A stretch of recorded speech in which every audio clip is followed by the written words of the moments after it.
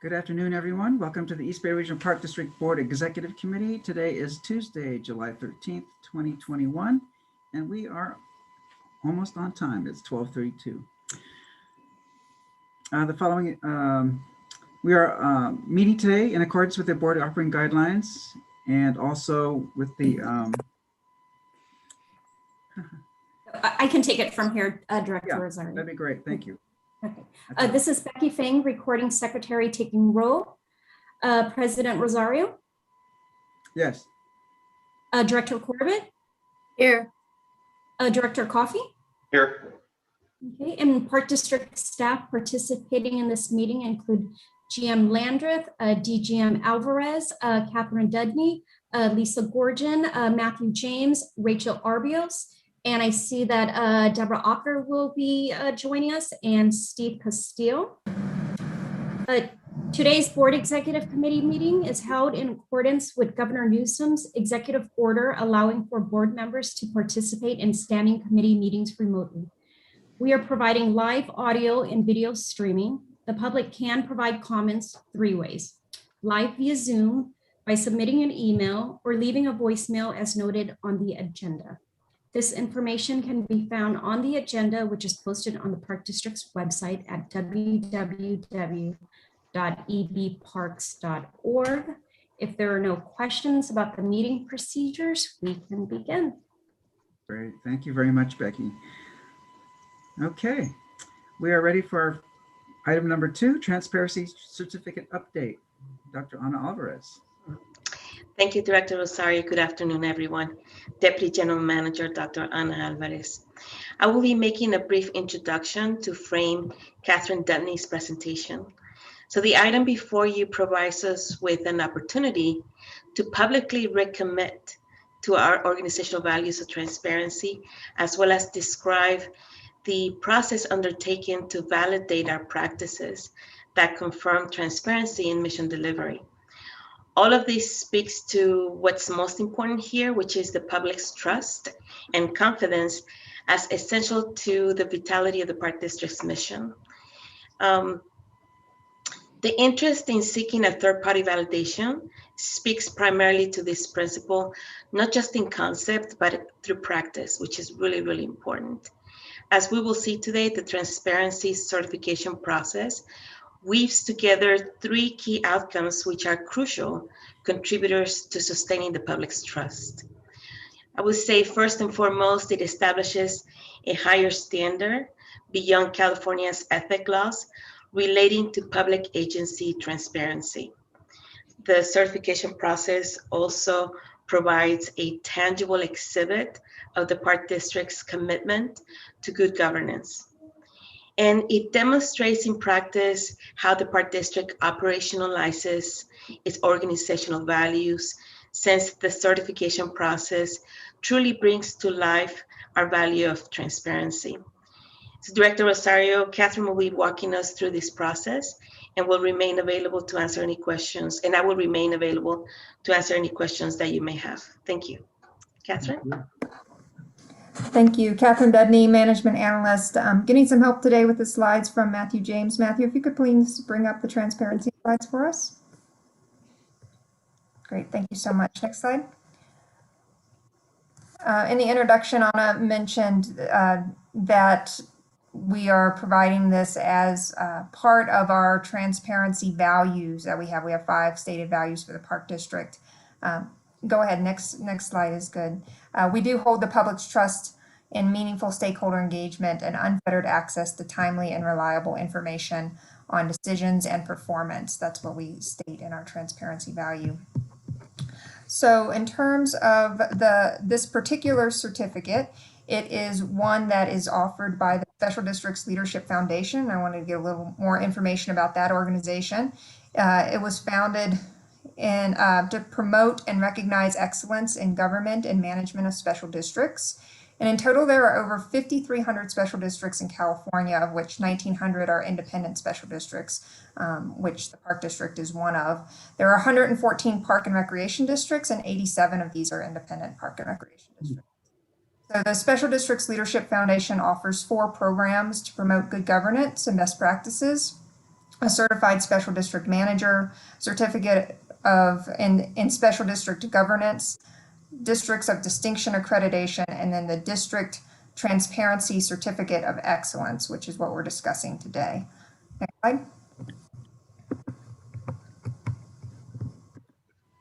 The Transparency of Excellence program was initiated in 2013, and the Park District applied and received our first certification in 2018. It's one of 8 park and recreation districts that is certified under this program, so we are a leader in this area. And completing the application process is really a way to ensure that the Park District is following best practices for transparency and governance. And benefits include being recognized by the California Special Districts Association at their annual conference and in their e-newsletter, in addition to getting a certificate and a window cling and the use of the logo. So we submitted our application renewal at the end of May for another 3 years, and I'll have an update on that in a minute. Next slide. I wanted to go over the 3 main areas of focus in the application so you would know kind of where we scored on these various items. There's 3 types of requirements: basic requirements, website requirements, and outreach best practices. Next slide. The basic requirements include compliance with the Brown Act and Public Records Act, and all the board members are required to complete an ethics training as well as 700 forms. So thank you all very much for completing your training and sending in your certificates and your forms to allow us to apply. Other requirements are having transparent financial reports and audit results, and having clear policies regarding our reimbursement and conflict of interest. Next slide. Another section of the certificate program is our website. And the website is a really important way for us to communicate information to our constituents. And some of the website requirements are listed here, such as having our mission statement and enacting legislation posted, information about our board members, our board meetings, and various financial reports. So information on our public meetings are available with a one-click on our website with the icons that are easy reference for the public to use on the homepage. Next slide. And the third category is how we demonstrate that the agency follows best practices for outreach. And so we've submitted some items on our communications and our newsletters for this, and then also information about our salary benchmarking that we did, and our public hearings that we hold for the budget process also applies under this category. Last slide, next slide. So this is just in, this was not part of your slide deck, but it's new news. On Friday, we received our notification that we've been awarded the certificate for the 2nd time. So the certificate's valid for 3 years. And I just want to add my congratulations to the board and the general manager and the Park District for the commitment and the recognition that we've been received for being a transparent agency. And that's all we have on this, and happy to answer any questions. Great, thank you. Questions from the board?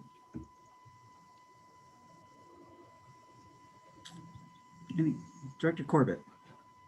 No questions, but just thank you so much. This is so important to our public and for us as an organization to, show our transparency. And I know it takes a lot of work to put all those details together in order for us to receive it. So congratulations to you too, Catherine, and Dr. Alvarez, and all involved in that. And thank you. Makes us look good. Appreciate it. Director Coffey. Thank you for the effort that went into this. Appreciate it. Yeah, I agree. I think it's really important that we meet standards that are external from our own organization. And it really does show that it's another way of self-auditing. So congratulations to everyone. I have just one a question is, what does the Brown Act compliance entail? That's a very detailed, it's a very long answer that I can tell you, but in terms of the certification for the transparency, it really speaks to the ability to notify the public that we are conducting public meetings. It also speaks to the public's right to access records and place public information requests. and also speaks to the importance and the right for the decisions to be made in public meetings. That's another important requirement of the Brown Act. And I'm answering these questions, Director Rosario, fully knowing that we have Director Corbett that teaches the Brown Act here in California.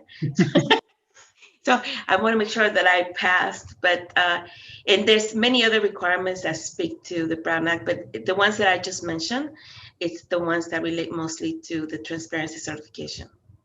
Did I miss anything, Director Corbett? And I'll add one thing too, that one of the things that we submit as part of our application is our board operating guidelines. And in there's a section on Brown Act implementation as related to the board on all those things that Anna just mentioned. So that is part of our application process, is the information that's in your board operating guidelines. Great. And then a second question on the website, is there a category for having the website be multilingual? That's a very good question, Director Rosario. My understanding from public affairs, and the last time I tested this piece in our website, there's a Google function that allows for the website to be translated into multiple languages or to be read into multiple languages, not just one or two. Catherine, is there anything you would like to add to that? I was just going to say, it's part of the application. It's not a requirement in the application. Okay. But our website does provide that Google tool. It is a good best practice. Happy to hear that too.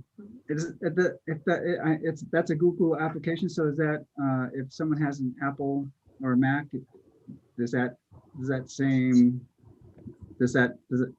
app apply? Yes. Yes, it does. Mm-hmm. Cool. You'll have to show me that. Okay. Yes. Happy to. And then as far as also regarding the website, sometimes I have trouble just how our documents are laid out, and sometimes maybe it's just that it's different on different platforms. So I don't know if it's just Google, because I have Google, or if it shows up differently on Apple or something. Sometimes the way they're organized doesn't make any doesn't make any sense to me somehow. So I'll have to show you one of these times and see if we can't rectify that. They don't seem to be in order. When you do a search, it's all over the place. So I think we could do better on that one. The search function in particular is really inadequate. It's very haphazard to type in the name of a document, it's out there, and it often doesn't show up. Yeah. Yeah. Well, I know that, thank you for the feedback. We will relate that to AGM Carol Johnson. I know that in this current year, we're in the process of changing the administrator for the website, or the platform for the website, I should say. And in the past 2 years, I also remember that public affairs did enhance our ability, our search function in particularly for our website, where before you can do a search that would go widely into the internet, and now it's more focused on the Park District. But I will certainly share the feedback to Carol Johnson. And then I would say, in terms of the transparency certificate, to your question, Director Rosario, while the information may be on the website, the transparency certification speaks primarily of how quickly can people access very specific documents by 1 or 2 clicks, which is really, really important. So in 1 click, we should be able to open the agendas for public meetings. Mm-hmm. So those are the requirements that we met there. And it speaks to public access to information. Great. Thank you for that clarification. Mm-hmm. Great. Thank you so much. This is great. And congratulations to everyone, the board members included, for doing your due diligence. Yes. Thank you very much. Okay. We are now at item number 3, the 2021 performance plan mid-year update. And we go Yes. back to Dr. Alvarez. Thank you. Yes, thank you, Director Osorio and board members. My introductory comments will be brief, but I did want to underscore the importance of reporting out the Park District's performance plan, which speaks to our public commitments for this year. In essence, today's mid-year review is an opportunity to reflect on our progress in meeting the objectives set out for the year. We did not intentionally pair these two items in front of you today, but they really do go hand in hand in ensuring transparency in decision making, and not only in decision making, but also as well as reporting out pertaining to the performance and mission delivery. So Ms. Catherine Dundee will also join me by describing the structure on how these commitments are made and how they're measured, and she will be reporting out on their status. We are also joined today by staff representatives from various divisions, which are available to answer any questions that you may have on specific performance objectives. Thank you. Catherine? Thank you again, Catherine Dudney, Management Analyst. Matthew, if you could bring up the slides on the performance plan. Thank you very much. Next slide. As the Deputy General Manager mentioned, as part of our Park District values and transparency, which we just discussed, performance is a key aspect of that. So it does fall in very nicely to have this presentation next in line. Next. So our current structure for the performance plan has been in place for the last 5 years, so it should feel fairly familiar to you all. But as a reminder and for the public, we wanted to kind of go over kind of the process and the structure. At a high level, there are goals that are derived from our master plan, and these are consistent from year to year. And then we have performance indicators that are metrics that are tracked at the end of each year to see trends over time. Objectives are one-time actions that are completed annually by the end of the year. And the performance plan is presented in coordination with our annual budget, and updates are provided as part of the budget process and also separately to the executive committee twice a year. So this is our mid-year point check-in with the executive committee for an update on the plan. Next slide. So as mentioned, there are 8 plan goals that are derived from the master plan. And this is just where that's seen in the master plan. It's where we describe how we're going to achieve the vision that the district has set out. Next slide. For 2021, there were 47 indicators and 100 objectives. It's nice when there's a round to even number for the objectives. It makes the math very, very simple. So next slide. For 2021, this is kind of some buckets that we grouped some key themes in for the various goals. I'm not going to go over each of those. You can look at them in your packet, but just kind of as an example, looking at the goal to attract and retain a workforce of excellence, there are several objectives that are related to either having structures, policies, trainings in place that help recruit and support employees. And there's a big focus in 2021 on diversity, equity, and inclusion work. Another example in our objective to plan for climate resiliency, we have objectives to reduce our waste and our energy consumption, to create more resilient systems, and then to communicate with the public. So these are kind of high level themes that we have going on in this year's plan. Next slide. In your packet, you'll see a review of our progress to date on all the 100 2021 objectives. These are all either on target or complete, which means they're currently done. They're on target, which means we expect that they will be complete by December 31st of 2021, or they're not on target, which means that they're not expected to be done by the end of 2021, though most of these will roll over and be finished in 2022. Next slide. So this is a breakdown of overall where we're at for the year. You will note this is a little bit different than what you received in your packet. We had a couple of items that changed from the not on target to the on target. So instead of having 11% not on target, we now have 9, and instead of having 91, wait, sorry. So anyway, and instead of having 80% on target, we have 82% on target, excuse me. So we'll go over each of those kind of broken down by the vision and goal. Next slide.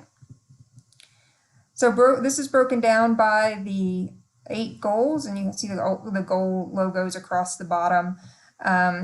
Just kind of highlights that we did have a lot of goals this year on the attracting and retaining a workforce of excellence. I think this slide, the thing to note about this is that the things that are not on target and the things that are complete are really distributed across the goals. And this is important because we don't want to have any goal that is, being overlooked, that you're having multiple things that are not being done within that goal. So it's important to see the distribution across the goals to make sure that we are focusing on each goal and providing each one attention. Next slide. Similarly, this is the breakdown across the 7 divisions that are in the Park District. For folks that are not familiar with the acronyms, ASD is Acquisition, Stewardship, and Development. The next one, E&L, is our Executive and Legislative. FMS, Finance and Management Services. Legal, Operations, Public Affairs, and Public Safety. And again, it's important to see that the distribution is across all of the agencies. The performance plan is shared as a shared commitment across all of the divisions.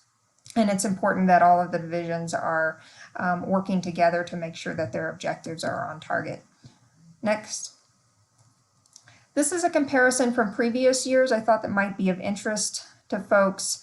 At the end of the year in 2017, 2018, 2019, and 2020, you can see that the percentage that got completed of the objectives ranged from about 61 to 85%. At the mid-year, we're frequently a little bit higher because some things kind of change in the second half of the year. So we're very similar to where we were in 2019. 2020 was a bit of an anomaly year because a lot of things got put on hold or changed because of COVID. So very much on target for comparing how we were this year comparing to 2019 and 2018. Next slide. Here are some objectives that have already been completed in the first half of the year. One thing on the DEI, we had said that we would report our EEO findings to all of the divisions. So those communications have gone out. We really wanted to normalize the conversation around our diversity, equity, inclusion work. We've done trainings on One Solution, which is, we've had a migration to Central Square and really a lot of new work using Microsoft Teams in the last year. So some trainings have been developed. Hiring the new fuels crew, doing public outreach for virtual programming, installing some multilingual exhibits in our climate website, and then completing the Bay Trail Risk Assessment Adaptation Plan and the Hayward Shoreline Master Plan, which have been presented to the board earlier this year. Next slide. There are, again, 82 objectives that are on target for the year, so I'm not going to go over them. You can see them in your board packet, but some highlights included here for repairing the Vasco Hills Service Yard and the ADA improvements at Don Castro. These were the 2 that were listed in your packet as not being on target, but they actually are, so I wanted to highlight them here. And then doing the construction at Brickyard Cove. Also work on grazing infrastructure, vegetation management, oral histories, DEI work, updating the Park District Safety Program, Dumbarton Quarry Campground, and a lot of work on legislative and funding initiatives. So just quick highlights, but again, you can see them in your packet. Just wanted to be able to call out a few. Next slide. There are 9 objectives which have been delayed, which we don't expect to be completed by the end of December. Sometimes this changes and these do end up being completed. I've kind of categorized these into 3 categories. They're mostly all underway. Some of them just will not be completed by the end of the year. And some of them won't be completed because of external factors, such as the San Leandro Creek Trail extension is an example of one that's currently with an external agency that's working with pedestrian access design. And we can talk more about any of these if you wish, but just noting that these are the ones that have come out as probably being pushed into 2022. What's PAM? PAM is the Personal Administrative Manual. So that's our guiding document for our employees. And we did a few updates at the end of last year, but there are some more updates that we want to have made to that manual. Yeah. And that's the last slide we have. So we can close the presentation and talk questions that you have. Great. Questions from the board? Who would like to go first? Director Corbett?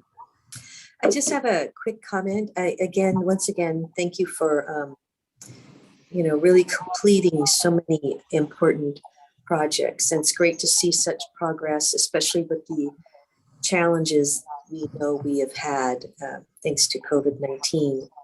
I did want to just speak briefly about ADA overall review. I can see that we are putting forward some individual projects that are extremely important and updating those, and that those are on track. I would just want to ask, do we have the opportunity to make sure we're very open and able to be contacted in the event there are any questions or issues with regard to challenges that may exist out there, because we haven't quite finished our ADA overview, just to make sure that those that use our parks and need to make sure that we are following through, know that we are consistent with wanting to make sure that we're very accessible. So do we have that sort of open channels of communication in case people have concerns because we haven't completed everything yet? Obviously, we have some great projects that we are completing, but do you know what I'm saying? Just to make sure people know we're on track. Yes, thank you, Director Corbett. District Council is not here at this moment, but I would tell you that as we do receive inquiries from members of the public, we either receive them at reservations or in park operations as they're experiencing the parks. And those certainly go through communications, and they end up with District Council, who's the primary leader in updating our ADA. So we do get back to the public if they have any inquiries or concerns. We also, from time to time, will bring to the Board Executive Committee the progress that has been made in updating or enhancing that ADA plan that has been in place with the district for quite a while now. So a lot of good work has been made. Yes. Yeah. Do appreciate the attention that is being paid to this really important part of our openness and accessibility to all in the use and enjoyment of our parks. If I can just follow up on that, just because I work in legal risk. So the legal department, we have an ADA coordinator, which it's Paul Ferrario.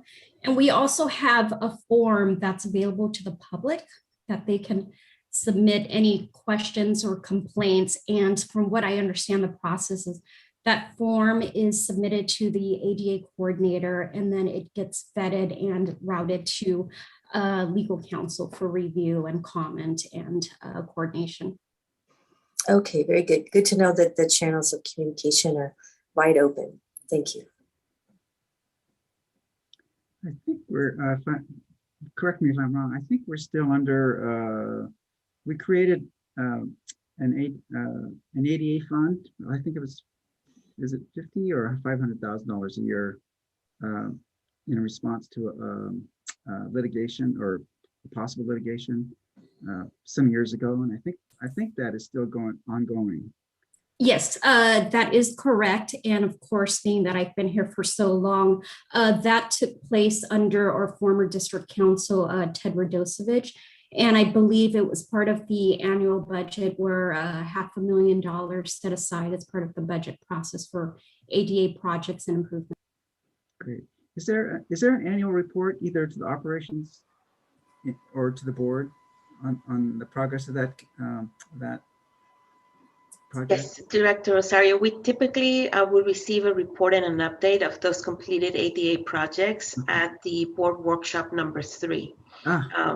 That's where you would typically see the Chief of Mast, along with the AGM of Operations, O'Connor, provide you with pictures and an update and description in meeting our ADA goals.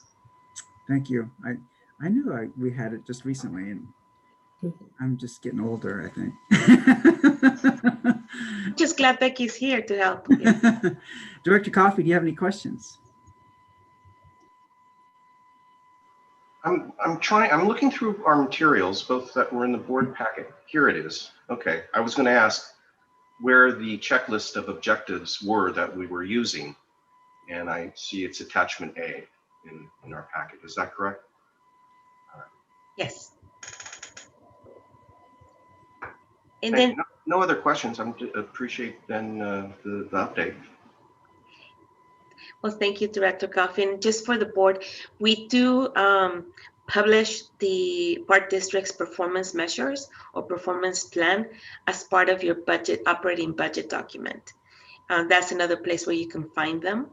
And the second time that the public sees them is through this mid-year review at the Board Executive Committee meeting, which we're conducting today. And then the third time that we report out publicly on the respective performance plan for the year is at the end of the year.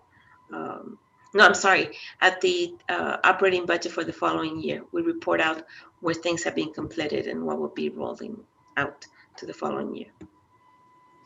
Great. I have a couple of questions. I really appreciate this coming to the executive committee mid-year. It's a great snapshot in time for us, and I really appreciate that. I'm really standing at our 91% projects that are on the way, that are underway. It's amazing. My question is, let's see, under the performance. Let's see, what do I have? Oh, under the performance, under attract and retain diversified, attract workforce. I had always, is it problematic to add that to that title, attract and retain a diversified workforce? Yeah, that's a comment that you had made before, Rosario, and we will be adding that to future plans. So it's not this one, but I have taken note of that. Thank you very much for the reminder. You're welcome. And then also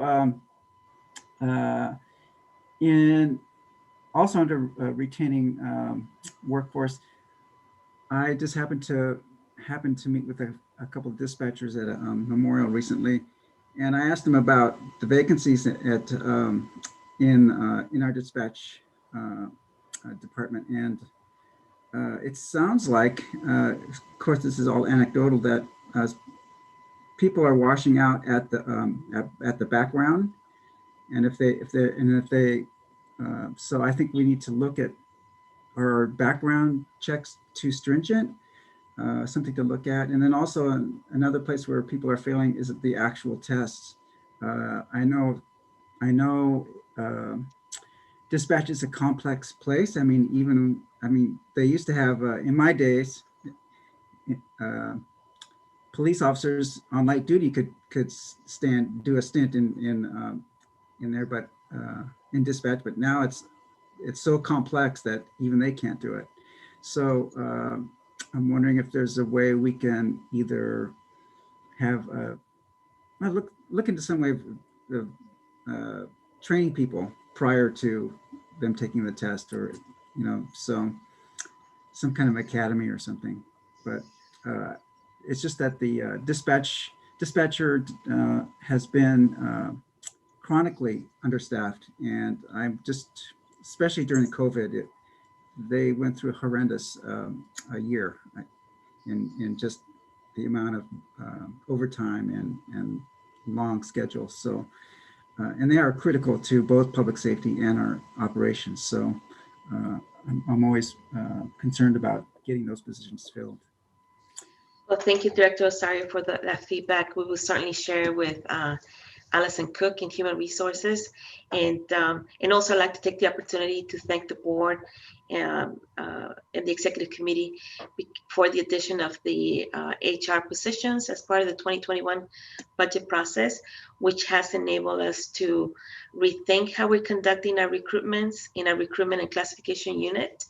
And the board will be looking at, in the future, the opportunity to recruit for a workforce development chief, which will that's the position that will have ample capacity to be able to address the dispatch recruitment challenges that you just described, as well as other pressure points or pinch holes in our ability to continue with recruiting.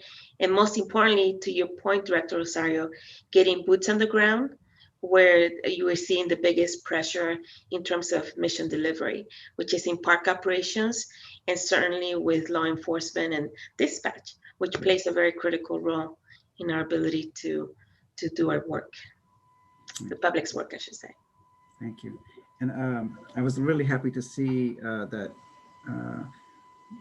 HR was going to be doing 10 outreach attempts at outreach for what do we call those? I'm really having a bad day here. My mind's going. But I really like because in the past we've only had 2 what I call job fairs or outreach. So to see that there's 10 planned is great. A huge commitment. And I'm also, it's timely that the PAM was mentioned, because Director Corbett and I both noticed as we were going over our board operating guidelines, it calls for an annual review of the PAM. So, so great. You're ahead of us, or in sync with us. So thank you very much. You're welcome. We won't be able to take a look at the entire PAM per se in terms of recommending amendments, but we have reviewed with District Council and others the Personnel Administrative Manual, and we are bringing forward additional amendments. I'm anticipating by August the 10th, we'll have another amendment to the PAM. So we're taking it in small steps, and I can certainly see a lot more work needs to be done under the new administration with a new general manager, Sabrina Landreth. So I can only anticipate more work in that area. Yeah, great, thank you. And then last is, I just had it. Oh well, I think I lost it. Any other comments from the board? Director Corbett. Oh my God. This is something that's probably already being worked on, but looking at the performance objective with regard to digitizing all permanent board of directors actions and resolutions, I would hope in light of our experiences over the last year plus a few months in living in the world of Zoom, that we adopt, if we haven't already, appropriate guidelines for the, also saving of records with regard to live videos, which of course we have many more of than we had prior to COVID. So we can kind of look at that policy and make sure that we are protecting and preserving those video records as well. You probably already thought of that, but I'm just addressing that because it's sort of a new thing.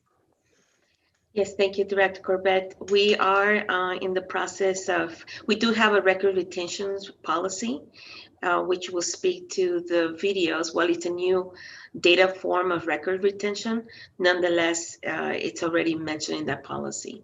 And we will be reviewing all of that as we transition to a post-COVID world, which we'll have an opportunity to address not only record retentions of the video conferences or the video meetings, as well as other requirements. So that's a moving target. It continues to evolve, but we certainly have given it some thought, and we'll get back to you with more information as we continue to resolve for those things. Do you know, Dr. Alvarez, for now, are we retaining those video records before we make our final decision as to what the ultimate policy will be?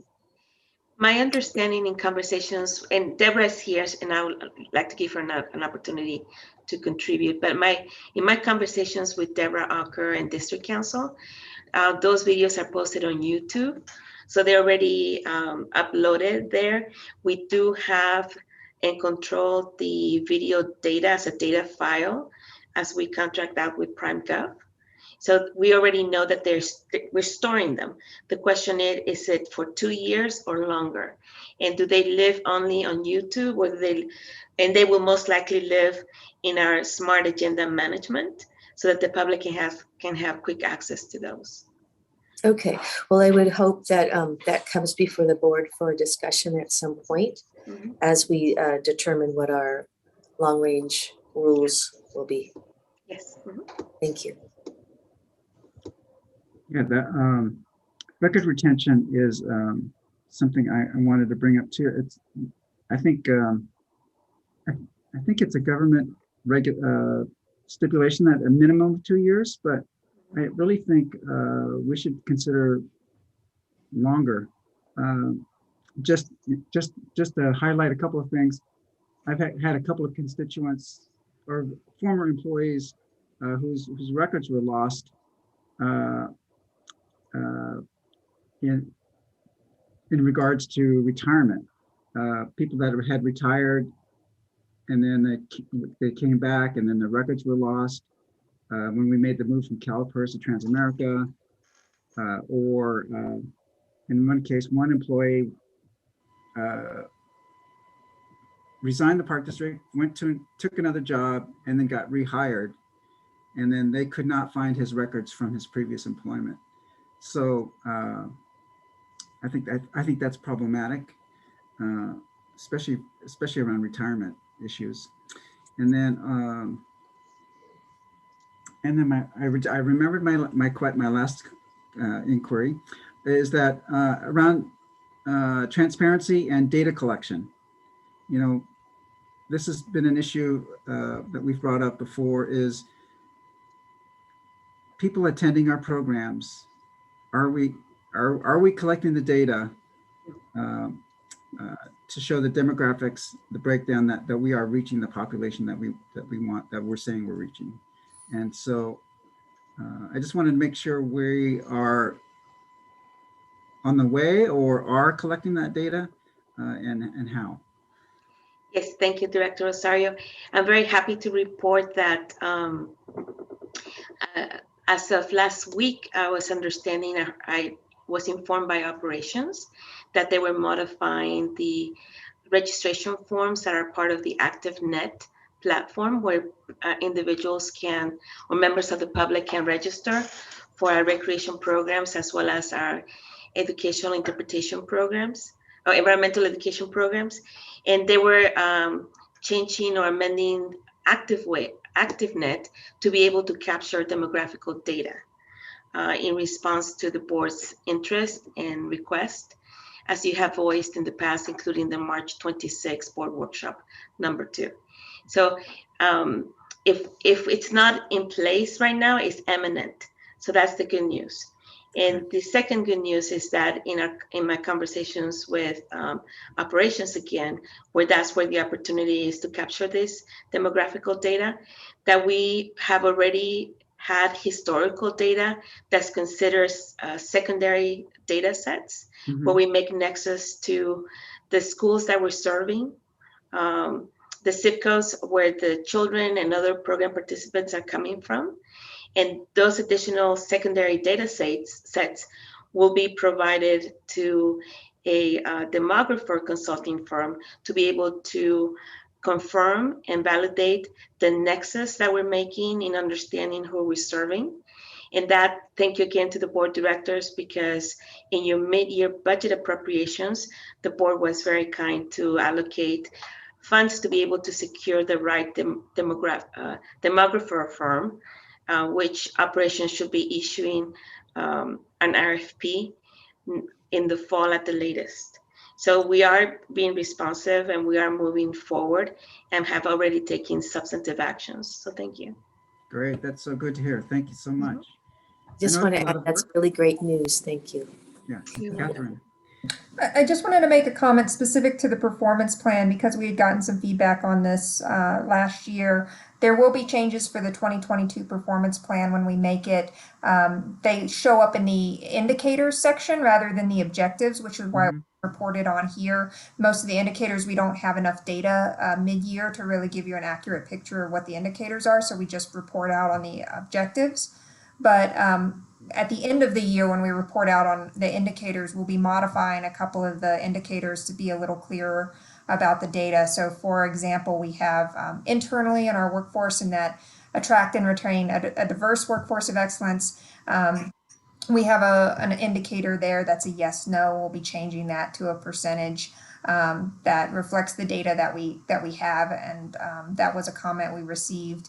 And so we're trying to be more transparent about the demographic data that we have and being clear about our definitions in the performance plan. And we'll be making those changes for 2022. Great. Thank you. You're so responsive. Thank you so much. We try. Well, I appreciate it. Any other questions? I think I had just one last question regarding the SCA and the small trail crew. Didn't we wasn't there an alternate plan for that? Didn't we hire permanent staff for a shorter period amount of time? Or is this SCA crew something else in addition to? Yes, I see that we have Steve Castillo from operations. So maybe he can assist us in answering that question, because we do have the American Student Corp, ACS, as you're mentioning, but we also have another contract for alternate work programs with the California Conservation Corp. So I don't want to confuse the answers. I'm going to have Steve Castillo help in answering your question. Great, thank you. So on the SCA crew, Steve Castillo, Chief of Park Ops. So essentially the SCA crew, we do have that in place right now.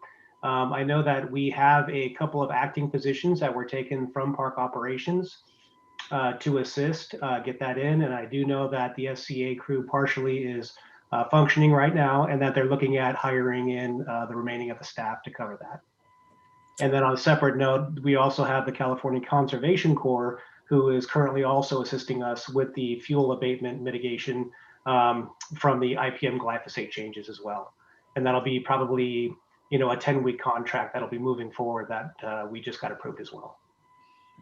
And Director Rosario, while Steve is on, we were able to reach agreement with AXME Local 2428 on Chapter 19 of the MOU that speaks to precisely contracting out this type of work with Student Conservation Association and other types of volunteer or student work. And my recollection, and I want to make sure to check with Steve, is that this is, we're moving forward with the funding that was appropriated as part of the 2021 budget on a pilot basis. And we will reconvene as part of the 2022 budget process to determine the need for a permanent regular positions. Is that correct, Steve? That's correct from my understanding at this time, yes. By memory. And then a follow-up question for Steve.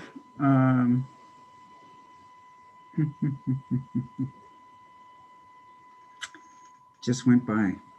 Zip. Okay. Bring it up to me if you remember it later. Yeah. Okay, it must be the weather. Any other questions? I think this is a great report. Really thank you for the update, and congratulations on the certificate and our ongoing projects. Please thank staff for all the work that's ongoing, and I think we're heading in a very good direction. No, thank you for all your support. It's really, it's a partnership with our board. So thank you. Yes, thank you. Okay, let's see. I think public comment. Yes, Director Rosario, we have Kelly Abreu. He'd like to make a comment that's not on the agenda. Okay. Yeah, it seems like today we hear a lot of detailed stuff about all the great work that the staff is doing and all their plans and objectives and performance metrics. This board itself has a little plan and objective of performance metric that's mandated by law. That's called redistricting. It happens once every 10 years. And there are new standards, new, what do we call it, best practices for how redistricting ought to be done in the state of California. It's mandatory on the Board of Supervisors of the counties, but it's, let's say, just simply a best practice for this board of directors of the East Bay Regional Park District. And what does that entail? Districts should be easy to understand. They should conform to natural boundaries. There should not be pockets or enclaves or non-contiguous areas. They should conform to what people know in their minds as being, natural boundaries and natural community conformations, natural community configurations. One of them we know of as the Tri-Valley. Tri-Valley has 360,000 people. It crosses the county line, but that's not how the board divides it up. It's combines Livermore and Pleasanton and Newark. Livermore and Fremont and Newark, which is rather a stretch, literally and figuratively a stretch. This board combines East and West County of Contra Costa County. Even me, here in South Alameda County, I'm aware that there's some great distinction between East County and West County up there in Contra Costa County, and for this board to try to combine those two is again a rather unnatural configuration.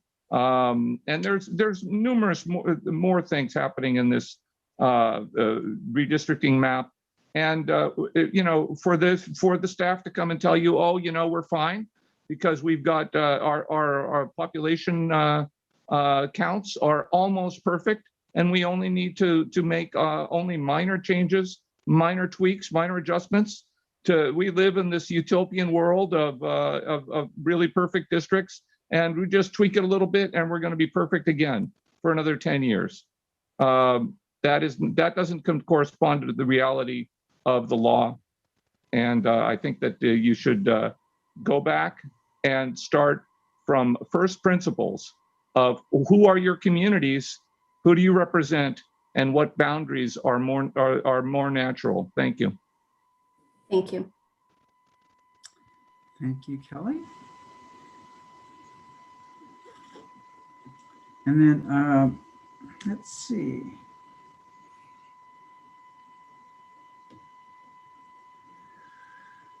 Okay, any further board comments?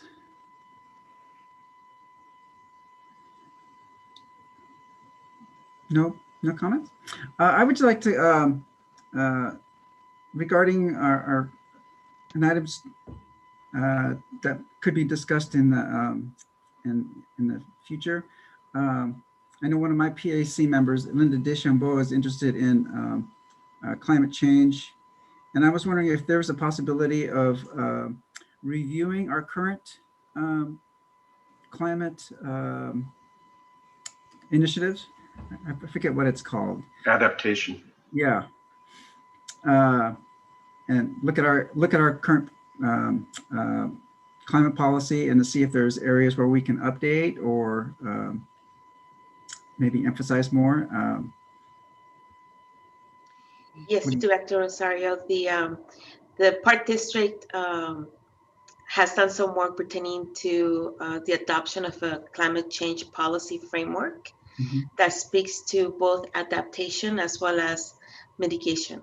And we typically come once a year and provide an update on the body of work that has been completed under those categories to the board executive committee meeting. The last time we brought this forward was at the end of 2020 in December, if you recall.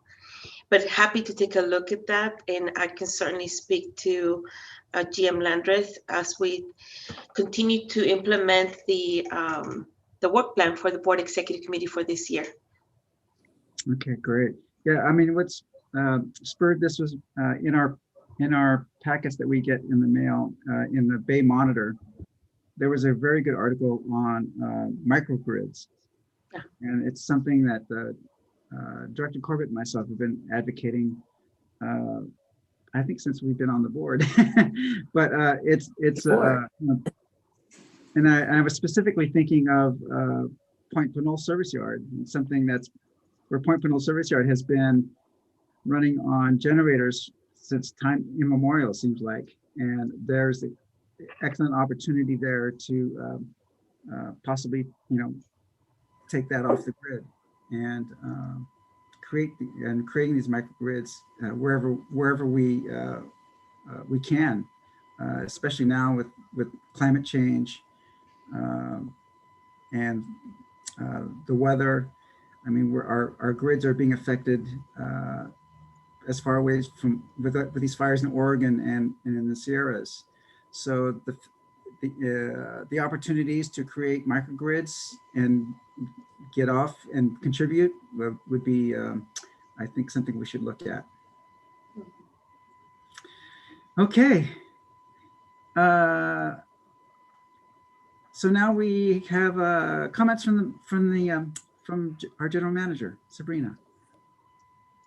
Thank you, Director Rosario. Nothing further. I think staff covered everything we wanted to today, and certainly, as you saw in the update there, we have a lot of work to continue to do, and we'll bring you the full update at the end of the year. So that's it from me. Thank you so much. All right, everyone, enjoy the rest of your afternoon, and thank you very much for the reports. Very, very well organized and very well presented. Thank you so much. You're welcome. Thank you to everyone for all your work. All right, take care, everyone. Bye.